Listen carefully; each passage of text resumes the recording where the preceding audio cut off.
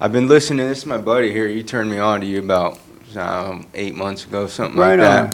Thank you, man. And I've been listening ever since. Listen to you every day.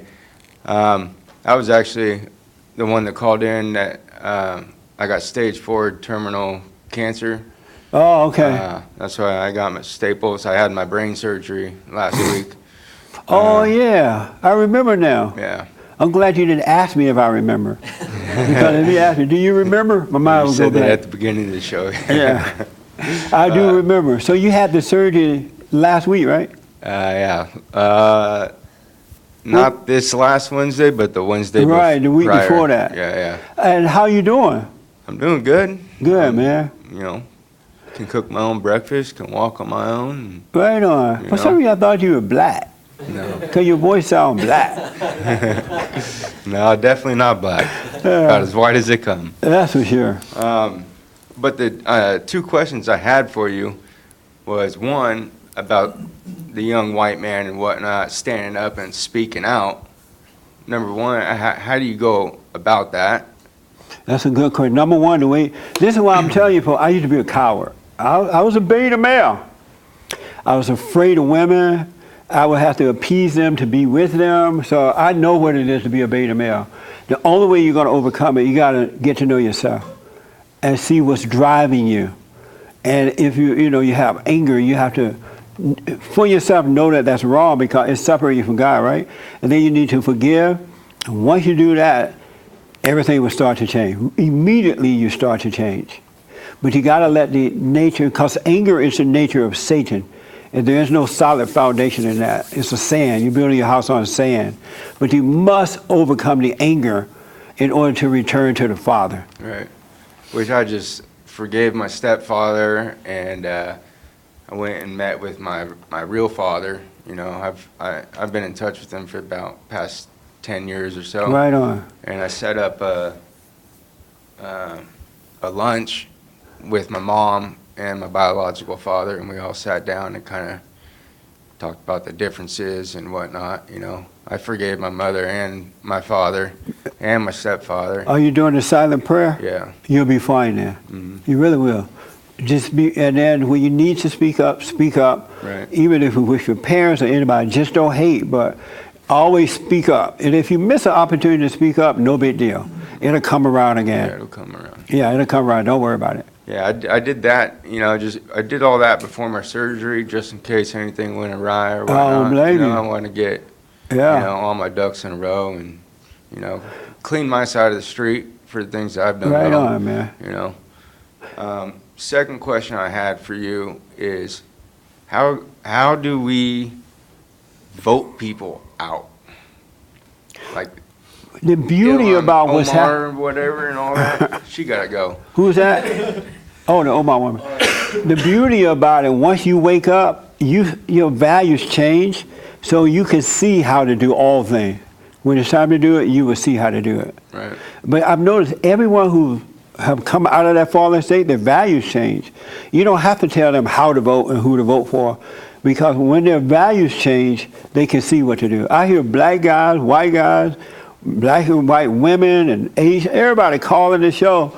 I was anti-God, or I was a liberal, I was this, but my values changed. I woke up and now I see the right thing. When you wake up, you see what to do. You can't plan it ahead. It's best to wait and see. But I'm glad you're here. I want to ask you a quick question. Did you tell me that the doctor gave you a certain time to live? No. You didn't tell me that? Mm-hmm. They didn't say, oh, this is bad. I don't really want to know, to tell you the truth. I mean, it's terminal. What does terminal mean? It means there's no cure for it. Oh, and so they told you it's terminal, but they didn't give you, I say so, you got 4 months. What happened is, I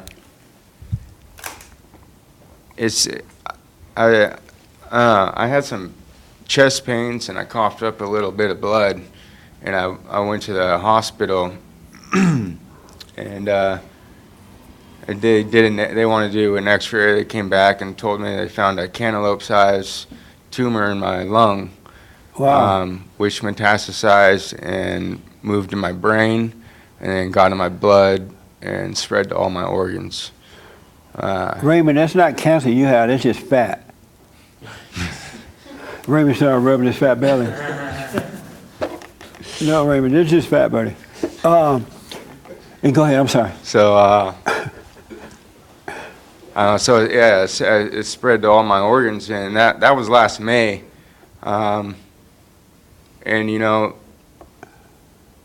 I don't blame anybody or anything like that. I just Are take you it. afraid of dying? No. You're not afraid of dying at all? Do you No. think you're gonna die? One day I will. Eventually, But not. we Do all you think die. you're gonna die from this? No. Oh, good. Because I want to encourage you. I know in these types of situations, other situations too, Satan is always trying to tell you, oh, you're going to die, and this and that. And if you feel a pain, he'll say, oh, it's this or that. This is one time I want to encourage you to doubt every thought. Do the silent prayer, but do not believe anything he tell you about it. Not one thing. Even if you are coughing up blood, don't let him tell you what that means or whatever.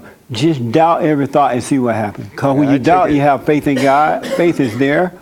And through him, all things are possible. But don't believe any thought at all.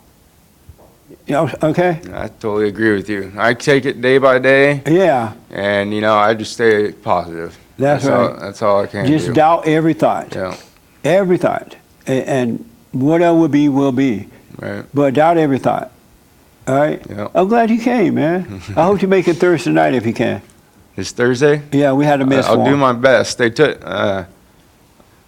my license, so I'm not driving right now. Oh, okay. 'Cause How old are you? I'm 34. And did they take your license because of the sickness? No, because I had a seizure. Oh, okay. The tumor in my brain was about the size of a tangerine, and it was pushing my left side to my right side of my brain. Wow. And I was in the shower, and I had a seizure. Luckily, my mom was home, and because I had to move in Yeah. with my mom recently, you know, through all this, so she can take care of me and be my advocate. Right and all on. that. So That's right. Doesn't mean I'm a beta. No. No, it doesn't.